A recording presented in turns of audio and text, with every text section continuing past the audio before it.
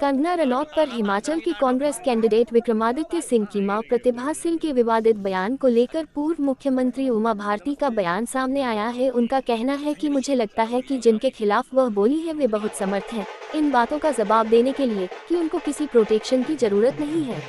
महिला शक्ति पर विवादित भाषा का उपयोग किए जाने के सवाल पर उमा भारती ने कहा, ये तो कांग्रेस का चरित्र है महिला विरोधी। उन्होंने महिलाओं के टुकड़े टुकड़े करके भट्टियों में भूना है। आप भूल गए क्या इस बात को? जब भट्टियों में भूना गया था, जब नैना साहनी कांड हुआ था, यहाँ पर भी जिंदा जला दिया था और उसमें जो स्वयं यहाँ के पूर्व मुख्यमंत्री हैं कांग्रेस के, उसमें उनके भाई का सबका हाथ माना गया था। वो कांग्रेस की नेत्री थी जिसको आग लगा दी गई थी। आग लगा ली थी या आग लगा दी थी वो आज तक नहीं खुल पाया। तो इनका तो चरित्र ही महिला विरोधी है, इसलिए ऐसी बातें बोलेंगे। बाकी वो लड़की जो फिल्मी हीरोइन है, जो खड़ी हुई है, वह सक्षम है अपना बचाव करने में। वह बहुत ताकत से अपना बचाव करती है और वो बोलती बंद कर देती है।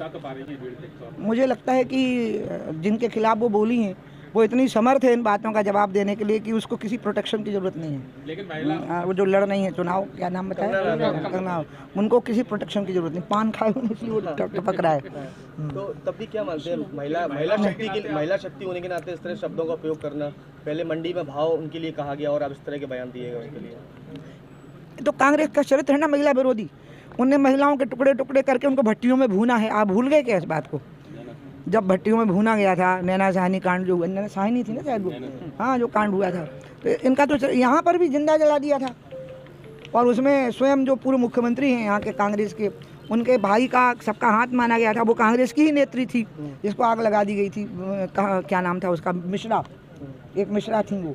उनका पूरा नाम मुझे याद नहीं आ रहा है, अगर आपको स्मरण हो तो। आप लोग भी छोटे हो ना अभी। जी हाँ, भोपाल में आग लगा ली थी उस महिला ने। आग लगा ली थी कि लगा दी गई थी, आज तक नहीं खुल पाया। तो इनका तो चरित्र ही महिला विरोधी है, इसलिए ऐसी बातें बोलेंगे। बाकी वो लड़की जो है, वो फिल्मी हीरोइन जो खड़ी हुई हैं, वो सक्षम है अपने आप को अपना बचाव करने में। वो बहुत ताकत से अपना बचाव करती हैं और बोलती बंद कर देती हैं विरोधी। उमा भारती ने प्रियंका गांधी के मुरैना दौरे पर भी तंज करते हुए कहा है कि वह विपक्ष में है, उनको आना चाहिए, लेकिन सवाल यह है कि लोग उन्हें वोट देंगे कि नहीं देंगे। मसाला आराम करते हैं तो आप चुनाव का समय है तो दिखने तो आएंगे। राहुल गांधी, प्रियंका गांधी, सोनिया गांधी, सभी लोग आए हैं, इससे कोई फर्क पड़ने वाला नहीं है। वोट तो बीजेपी को मिलने जा रहा है। उमा भारती ने प्रियंका गांधी के मां के मंगलसूत्र वाले बयान पर भी पलटवार किया है और कहा है कि कारगिल में कितने सैनिक शहीद हुए थे सभी को पता है। राजीव गांधी जी, इंदिरा जी की शहादत को हम भूल नहीं सकते हैं, लेकिन प्रियंका और राहुल इन दोनों की शहादत पर राजनीति करेंगे, ये गलत तरीका है। ने सिंधिया परिवार और केंद्रीय मंत्री ज्योतिरादित्य सिंधिया की तारीफ करते हुए बड़ा बयान दिया है। उन्होंने कहा कि मेरे तो भतीजे ज्योतिरादित्य सिंधिया में प्राण बसते हैं। जब हम कांग्रेस से पराजित हुए हैं तब हमें सत्ता में वापस लाने का काम सिंधिया परिवार नहीं किया है। प्रियंका गांधी का दौरा है मुरैना, प्रियंका गांधी आ रही है तो उनको तो आना चाहिए ना, विपक्ष के लोग हैं तो वो तो आएंगे ना, सभाओं में भाषण करेंगे। सवाल है कि लोग उनको वोट देंगे कि नहीं। लोग वोट नहीं देंगे, आएंगे तो ज़रूर। वो उनको आना भी चाहिए। अभी नहीं आएंगे तो कब आएंगे? 5 साल तो आराम करते हैं, अब तो झलक दिखाएं। तो राहुल आवे, प्रियंका आवे, सोनिया जी आवे, कोई भी आवे, इससे लोगों को कोई फर्क नहीं पड़ने वाला है ना। वोट तो बीजेपी को ही मिल रहा है। प्रियंका गांधी जी बार बार कह रही हैं कि उनकी मां का मंगलसूत्र जो है भारत की स्वतंत्रता के लिए, भारत की सुरक्षा के लिए चला गया था।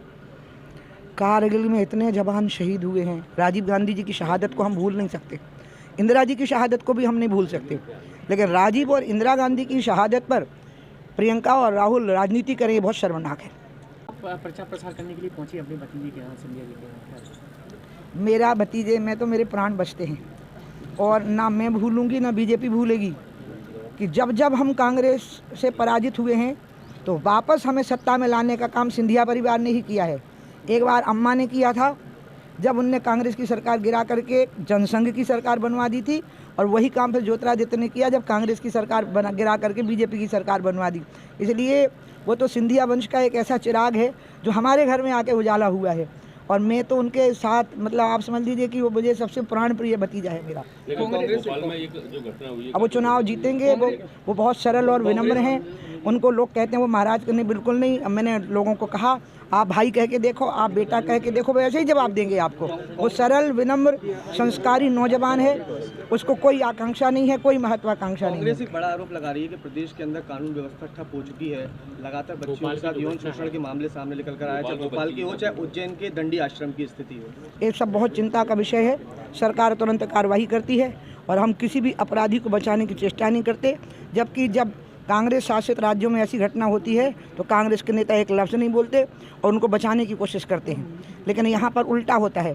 एक पुलिस वाला कह दे कि कभी अपराधी को पकड़े जाते समय किसी हमारे एमएलए या एमपी का फ़ोन गया हो या बीजेपी के नेता का, नहीं, हम ऐसी घटनाओं की निंदा करते हैं और तुरंत कार्रवाई हो। हमने शिवराज जी के समय पर फास्ट ट्रैक कोर्ट बनाया है कि इस प्रकार के अपराधियों को तुरंत सजा मिलनी चाहिए। शिवराज जी का भारत में एक अनूठा प्रयास था फास्ट ट्रैक कोर्ट बनाने का ऐसे अपराधियों के लिए। जब आप शिवपुरी पहुंची तो कांग्रेस लगातार ये आरोप लगा रही थी कि उमा जी को जब मैदान में लाया जाता है जब उनकी ज़रूरत पड़ती है बीजेपी को, ऐसा आरोप लगाया। इसको मैं अपना भाग्य मानती हूँ कि बीजेपी को मेरी ज़रूरत पड़ती है तो मैं आ जाती हूँ, क्योंकि मैं बीजेपी ने मेरे ज़िंदगी में इतनी महत्वपूर्ण भूमिका निभाई है मेरी पार्टी ने। और आपको मोदी जी के बारे में नहीं पता है, जब मुझे बीजेपी में लाने की कोशिश हुई तो सारे विरोधों को दरकिनार करके मुझे पार्टी में लाने का जो संबल प्रदान किया नितिन गडकरी जी को, वो मोदी जी ने ही किया था। कि मोदी जी ने कहा था कि लेके आओ माँ को, आप चिंता मत करो।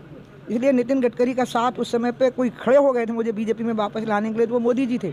इसलिए मेरी वजह से मोदी जी के 2 वोट भी बढ़ गए और सिंधिया जी के 4 वोट भी बढ़ गए, तो मैं अपना भाग्य समझूंगी। आप सनातन संस्कृति की धुरा लेकर आगे बढ़ रही हैं। दमोह कलेक्टर का एक बयान सामने आया है, उन्होंने अपील करी है कि जो सरकारी कर्मचारी हैं वो जीन्स टी शर्ट को त्याग दें। मैं कलेक्टरों की बातों का जवाब नहीं दे सकती। चीफ सेक्रेटरी को जवाब देना होगा और चीफ मिनिस्टर को जवाब देना होगा, मैं नहीं दे सकती।